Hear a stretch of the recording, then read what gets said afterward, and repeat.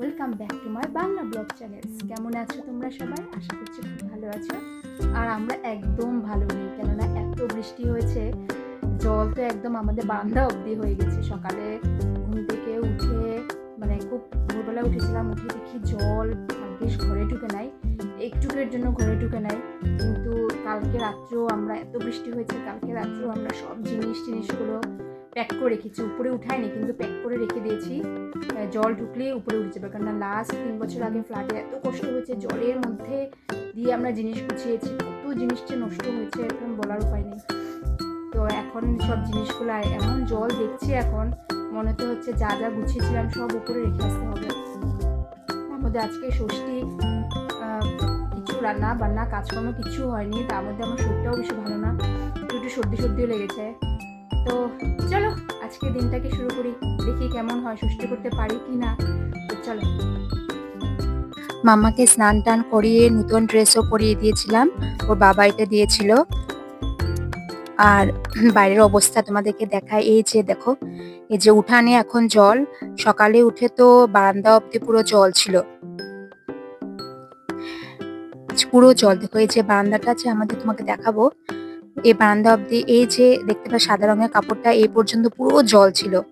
আমরা তো কি ভয়েছিলাম, এই বুঝি 1 ইঞ্চির জন্য ঘরে ঢুকে যাবে। তো ভাগ্যিস বৃষ্টিটাও থেমেছে, বৃষ্টি থামার সাথে সাথে দেখছি জলটা অনেক কমে গেছে।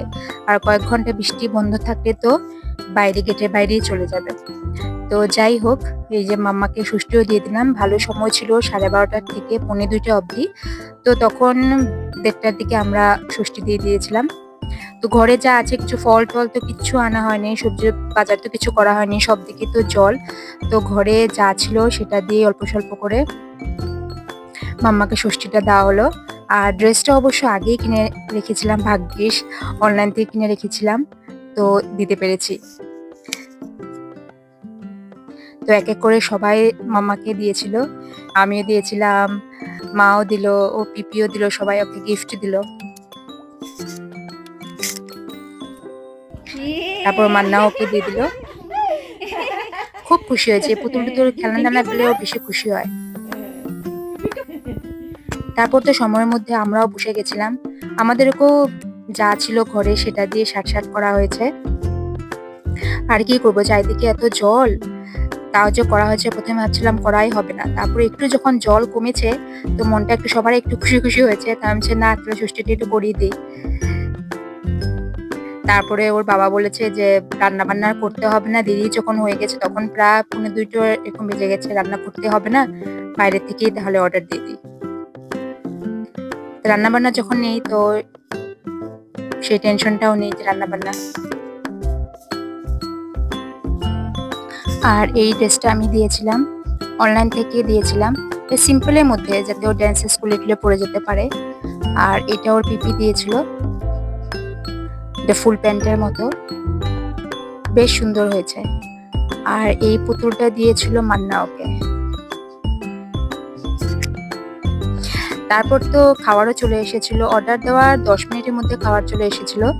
বেশ সবার জন্য আলাদা আলাদা অর্ডার দেওয়া হয়েছিল। এখানে ছিল কাঁচা কলা তরকারি, সরি, কাঁকরোলের তরকারিটা, পনির, এখানে চাটনি, পায়েস, ধোকার তরকারি, ডাল, ভাজা,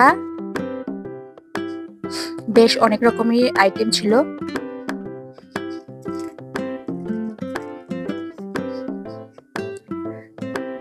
তো আমাদের ষষ্ঠীটা বেশ ভালোই কাটলো, জলও কমে গেল, ষষ্ঠীও।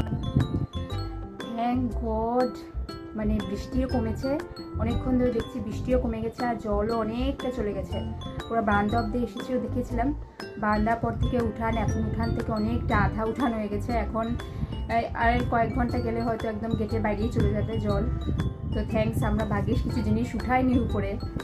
তো আজকের ভিডিওটা কেমন লাগলো, ভালো লেগে থাকলে প্লিজ একটু লাইক কমেন্ট, একটু যারা নতুন আছে তারা প্লিজ একটু সাবস্ক্রাইব করে দিও, আর পাশে থাকা বেল আইকনটা প্লিজ ক্লিক করে দিও। তো আজকের মতো এই পর্যন্তই থাক, দেখা হবে কালকে একটি নতুন ভিডিও নিয়ে। Till then, tata.